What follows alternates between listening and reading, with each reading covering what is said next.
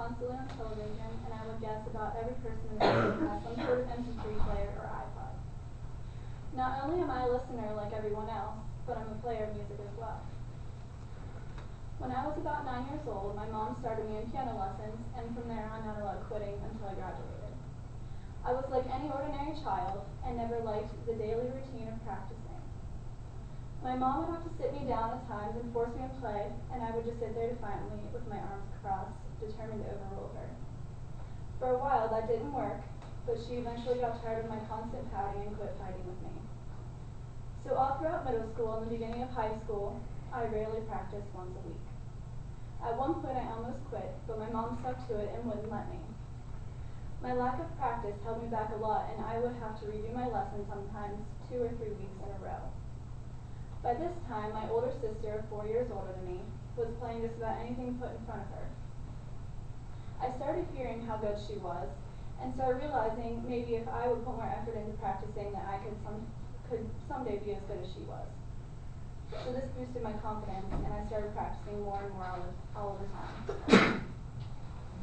Though I have been through many recitals, my 8th grade year was definitely a unique one. I chose the song Think of Me from the Broadway musical Phantom of the Opera. I practiced it constantly and had it memorized perfectly. The night of my recitals, I always got super nervous, and just like every other recital, my nerves started getting to me as I waited my turn to play my piece. Finally, it was my turn, and I got up to the piano and started my song, Nerves and All. Throughout the song, my hands were shaking ever so slightly. I was almost to the end and messed up a little bit and covered it up, but that mess up made me even more nervous, making me slip the keys again. This time, my mind went blank. I tried a few times to find my place, and I just couldn't think.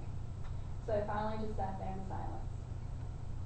About 30 seconds went by, and finally my friend's grandfather started clapping, and the audience with him, relieving me of my embarrassment. For 3 years, I kept taking lessons, but refused to do a recital ever again. During those years, I started getting involved in singing. My sophomore year of high school, I started voice lessons. Doing this, I felt, would help me get back in front of an audience. In addition, my coaching got me a spot in my high school selected choir called the Varsity Singers in my junior and senior years. My Varsity Singers director then had me audition for the PMEA Choir Festival, a festival in which I had to try out on a song they gave everyone and had to sing a cappella in front of 3 judges. I participated both my junior and senior year. In my senior year, I made 3rd chair out of about 22 people at district choir. I loved singing so much, and I realized it was so much easier because I would always think back on how on piano to perform I would have to memorize my song. Singing, I would always have the music in front of me. My senior year, after being involved in several singing groups, I started thinking about how much I missed piano. I still attended lessons regularly, and it was getting time for everyone to choose a key to the recital.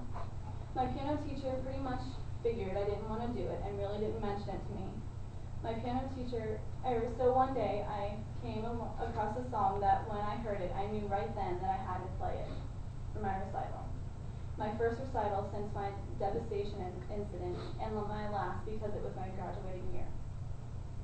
It was the most beautiful song I thought I'd ever heard, and I wanted to play it so badly to its best potential. So I practiced it and got it perfectly, just as I did my 8th grade year. The night of the recital came, and I was nervous, but when it came my turn to play, I got to the piano, took a deep breath, and played it flawlessly. This experience in my life changed me immensely. It showed me even though I failed once doesn't mean I have to quit. It means that if I want something enough, that I can reach my goal if I work for it. Not only has this hard work shown me how to achieve overcoming my fear of playing at a recital, but it also has shown me to appreciate music a lot more.